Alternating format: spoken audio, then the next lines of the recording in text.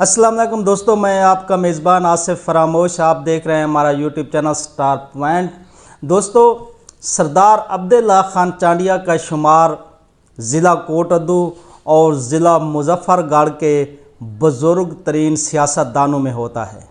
उन्हें सियासत में बादशाह गुर भी कहा जाता है। वो इस वक्त ज़िला कोटद्दू और ज़िला मुजफ्फरगढ़ के सीनियर तरीन सियासतदान हैं। उनकी सियासत हमेशा से एक राज रही है, एक मौमा रहा है। वो किस मौका पर क्या करने वाले हैं ये कोई नहीं समझ सकता। कोई भी इलेक्शन हो, कोई भी सियासी फैसला हो, उनकी तरफ से उस बारे में क्या फ़ैसला आने वाला है, वो क्या करने वाले हैं ये कोई नहीं जानता। वो अपने फ़ैसले हमेशा आखिरी पता वो तब शो करते हैं जब किसी को तवक्को नहीं होती। वो हमेशा अपने फ़ैसलों को एक ऐसा राज बनाकर रखते हैं कि बाकी सियासतदान सोचते रहते हैं कि वो क्या करने वाले हैं।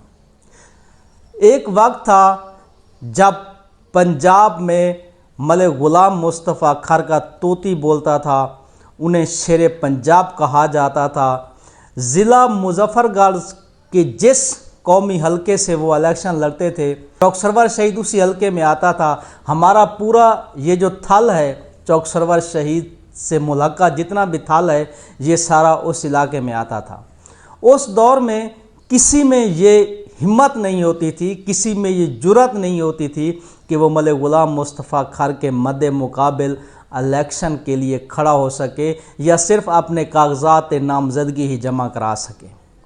लेकिन मुस्तफ़ा खर के उस अरूज के दौर में, जब मुस्तफ़ा खर हमारे हलके से, चौक सरवर शहीद के कौमी हलके से इलेक्शन लड़ रहे थे, तो सरदार अब्दुल्ला खान ने उनके मुकाबले इलेक्शन लड़ने का ऐलान कर दिया और कागजात नामजदगी भी जमा करवा दिए।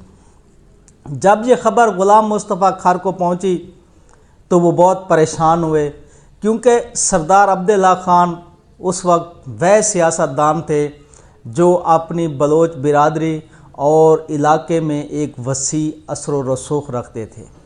ग़ुलाम मुस्तफ़ा खर को ये ख़दशा हो गया था कि अगर सरदार अब्दुल्ला खान उनके मद्दे मुकाबिल इलेक्शन लड़ते हैं तो उनके लिए मुश्किलात हो सकती हैं। लिहाजा उन्होंने सरदार अब्दुल्ला खान को पैगाम भेजा कि आप मेरे मुकाबले इलेक्शन से दस्तबरदार हो जाएं। लेकिन सरदार अब्दुल्ला खान ने उनके मुकाबले इलेक्शन से दस्तबरदारी से माजरत कर ली।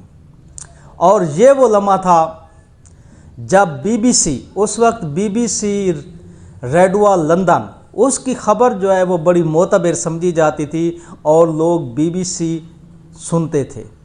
रेडियो पे लोग BBC न्यूज़ सुनते थे। उस वक्त BBC न्यूज़ ने ये ख़बर दी थी कि ज़िला मुजफ्फरगढ़ में वाहिद आदमी सरदार अब्दुल्ला खान चांडिया हैं जिन्होंने मलिक ग़ुलाम मुस्तफ़ा खर के मद्दे मुकाबिल इलेक्शन लड़ने की जुर्रत की है। और उनके इस स्टैंड के बाद ये तारीख़ के सफ़ात इस बात के गवाह हैं। मोहतरमा बेनज़ीर भुट्टो साहबा ने सरदार अब्दुल्ला खान से गुजारिश की थी कि आप मलिक ग़ुलाम मुस्तफ़ा खर के मुकाबले इलेक्शन से दस्तबरदार हो जाएं। जिसके बाद सरदार अब्दुल्ला खान चांडिया इलेक्शन से दस्तबरदार हुए और इसके बाद वो मुस्तफ़ा खर के इतने करीब हुए कि उन्हें मुस्तफ़ा खर का इंतहाई करीबी दोस्त समझा जाने लगा। सरदार अब्दुल्ला खान चांडिया तारीख़ के सफ़ात में हमेशा एक ऐसे सियासतदान के तौर पर मौजूद रहेंगे जिन्होंने हमेशा किसी भी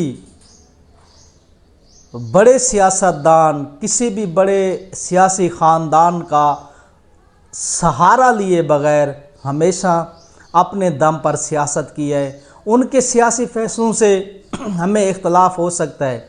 उन्होंने बाज़ मौके पर बहुत से सियासी फ़ैसले ऐसे होंगे जो हमारी तवक्कुआत, अवाम की तवक्कुआत के बरअक्स किए हों, लेकिन उनको एक क्रेडिट ज़रूर जाता है کہ انہوں نے سیاست ہمیشہ اپنے دم پر کی ہے. انہوں نے کسی کے زیر سایہ سیاست کرنے کی بجائے ہمیشہ جو سیاست کی ہے وہ اپنی سوچ کے مطابق کی ہے اور ہمیشہ آزادانہ فیصلے کیے ہیں.